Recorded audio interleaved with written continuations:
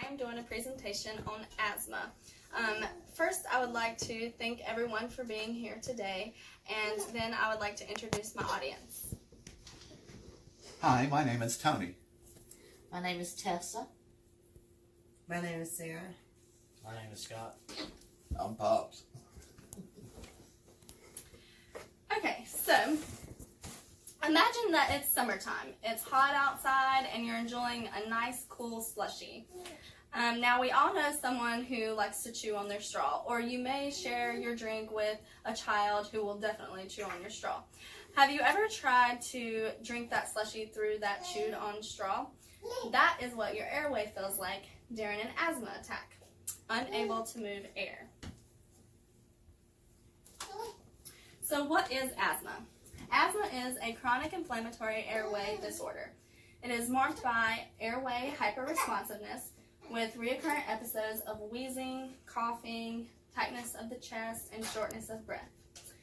This is caused by an airflow obstruction that may be reversed spontaneously or with correct treatment. Asthma affects approximately 300 million people around the world. Male children have a higher risk of having asthma. However, female adults have the higher prevalence.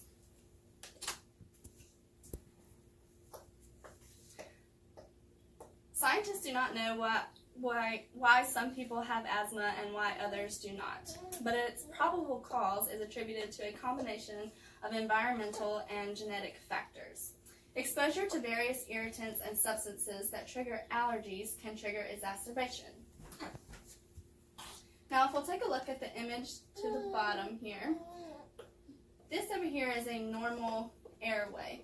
So if you'll think back to the slushy example I gave you earlier, that would be your normal straw. So you're able to get that slushy through the straw and into your mouth, and this would be like you're able to get your air into your lungs.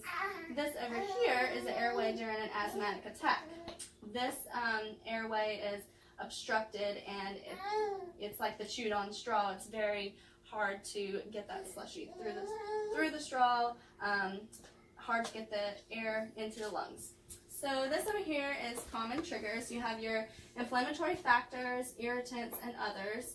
So you have your pet dander, plants, your common cold, and if you work with certain chemicals, temperature change. So if it goes from cold to hot really quickly, it can be hard to breathe. Exercise, you have your exercise-induced asthma, and then cold air, strong emotions or stress can also make for it to a change in the airway.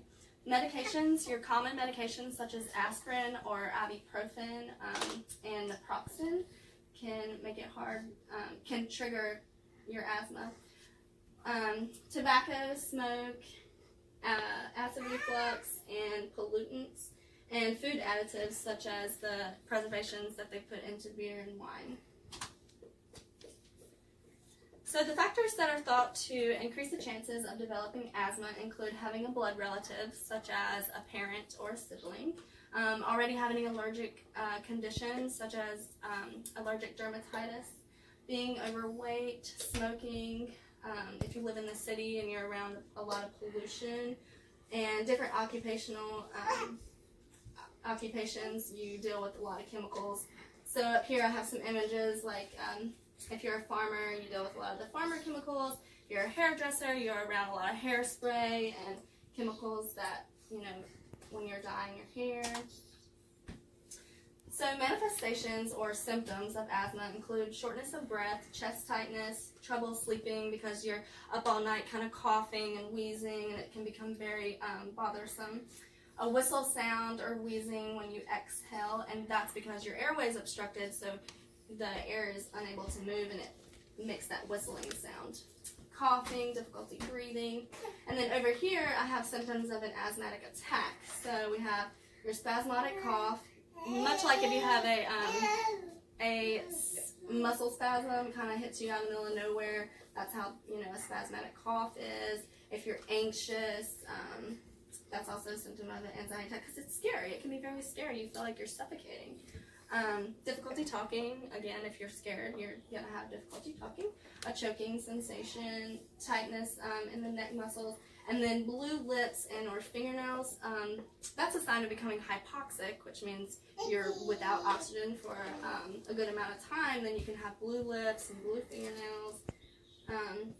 Paleness, you're out without oxygen, and sweaty face because you're working harder to breathe, so that's causing that sweaty face, as well as the rapid breathing.